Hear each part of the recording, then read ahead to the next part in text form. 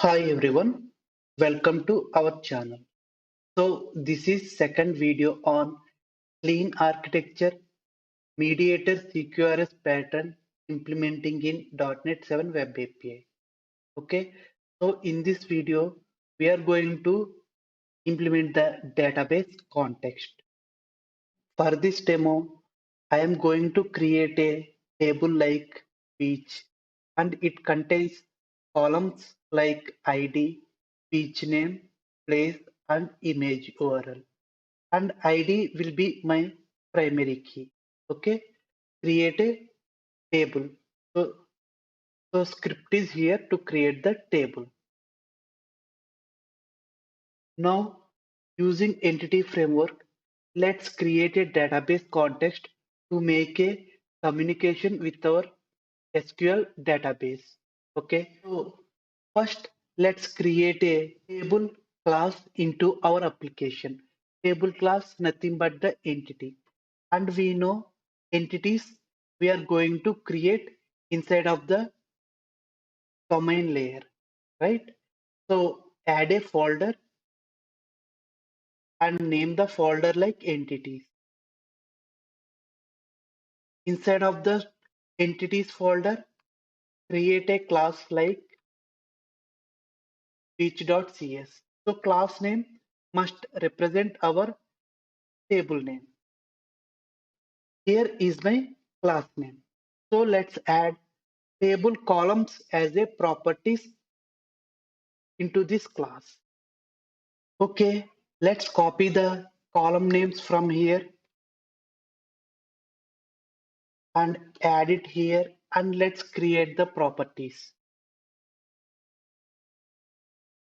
Okay, I have created the property like ID.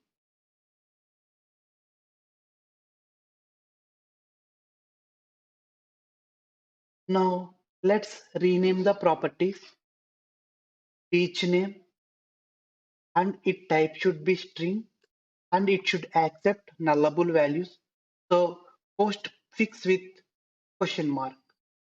Okay, place and it is also string and it should accept null values. Image URL which is also string and accept null values. So let's remove these columns. So here I have created my table entity inside of the domain project. Okay. Now let's install NT Framework Core NuGet packages. Okay. In infrastructure and application layer project as well. Means we need to install them in two projects. So first I'm going to install the packages in infrastructure folder. So make sure your root path in the terminal is infrastructure project. Okay. So the first command I am going to install is Microsoft.NT Framework Core. Okay. Go to the .NET CLI tab and copy the command and add the reference here and install the package. Okay. Package is installed. Now let me install the second package.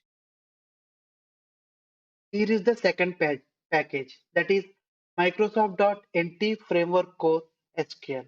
Okay, so let's copy the command, add it to our terminal and install it. Now I have installed successfully in infrastructure project. To cross verify it, I can check the CS project file of infrastructure. So here are the two package references. Okay, now I can install NT Framework Core in application project also. Okay, to install in application folder, make sure you are in the correct path here. Okay, in the terminal. Let's install the NT Framework Core package first. Okay, package is installed successfully. And no need to install the SQL Server package into application. Just Entity Framework Core is enough. Right? Now I want to create the database context in the infrastructure. So, but infrastructure will depends upon the application layer. That means my database context interface must be created in the application layer. Okay, so first let me create the interface for my database context. Okay, in the application folder, create a folder like context. Okay, inside of the context, let me create my interface like my old DB context. I just specifying the name of DB context with respect to my database name. Okay, here is our interface. Now this interface will contain our table property and one method definition. First, let me define the table property. Okay, DB set any table property means our entity class must be registered as DB set and entity name, which we have beach, and give the property name and get. Okay, and let's import the namespaces. Okay, now I have created the property for my beach entity. Next, I want to define a method definition that represents save. Okay, so task int I will name like save to db async. Okay, this is my method definition. So now I got my interface. Let me create the database context implementation. So database context dealing with databases, right? So it must be created in the infrastructure layer. So inside of the infrastructure layer, let me create a folder like context. Okay. Inside of it, let's create our database context class that is like my old DB context. Okay, here is my normal DB context class. First, let's inherit DB context. So this DB context comes from Microsoft.NT framework code. And now let's inherit our my old DB context interface as well.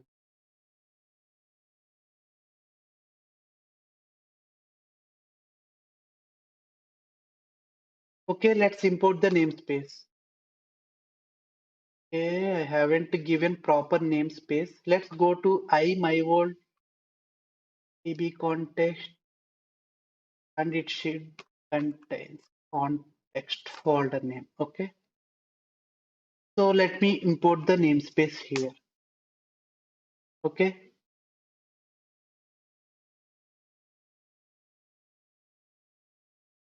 now let implement the interface. Okay, let me change this property like simple get and set. Okay, here in this method, I can call my real database context save changes async method. That is like I await save changes async method. Okay, so it must be written. Now let's add the constructor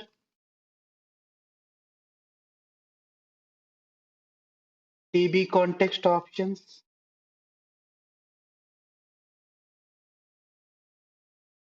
and specify our database context type here, options and pass to base class. Okay, that is our database context class for now. Now let me add my SQL Server connection string in the UI project. In UI project, if you observe, we will have files like JSON files, right? So in the app settings dot development.json, let's add the connection string. So here by default, it supports a property like connection string. Inside of it, I can add new property, custom property for my connection string. I will add like my old DB connection. Okay. So here, add your database connection string. Okay, here is my connection string, and connection string nothing but key value pairs. Okay, let's see. Data source is a key and its value should be our server name. In my case, it is my local DB. Next, initial catalog, that is a key and its value should be database name. This is my database name, my old DB. And integrated security is the key and its value is true. That means take Windows authentication as user credential. Next, connection timeout. So here specified like 30 seconds. Okay. So that's it. Very simple creating the SQL connection string. Now we had connection string also, right? Now my old DB context must register under DI service, means dependency injection service. So where we have to create DI must be for context class DI must be registered inside of the infrastructure. Why means my old DB context is here only, right? So here we have to register. Now services dot add DB context and here specify our my old DB context. Okay. And here we have to register the options. So options dot use SQL server. Okay. To this use SQL server, we have to pass the connection string. Okay. So to get the connection string, I can use configuration dot get connection string method. So this get connection string method will searches for the properties inside of the connection string in the JSON file. So here my connection string property is my old DB connection, right? I must add it here. Okay. That's it. I have registered my database context in DA, but in this project, we are going to access the MyWorldDB context through interface. Means through interface, we have to create the DB context instance. So for that, let's register, okay, add scope and MyWorldDB context.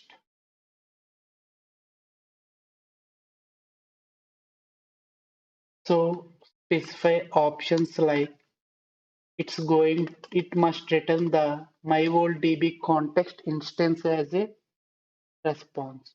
So return options dot get service and here I can specify the class name. Okay. So here what it we are doing means we are creating the instance of my old DB context and assigning to the my old DB context. Okay. So that's all about creating the context class in clean architecture. Next, we are going to introduce CQRS pattern into our clean architecture project. Thank you so much for watching this video. I hope this video delivered some useful content to you all. If you like the video, please do support by subscribing to channel and please don't forget to like and share the video.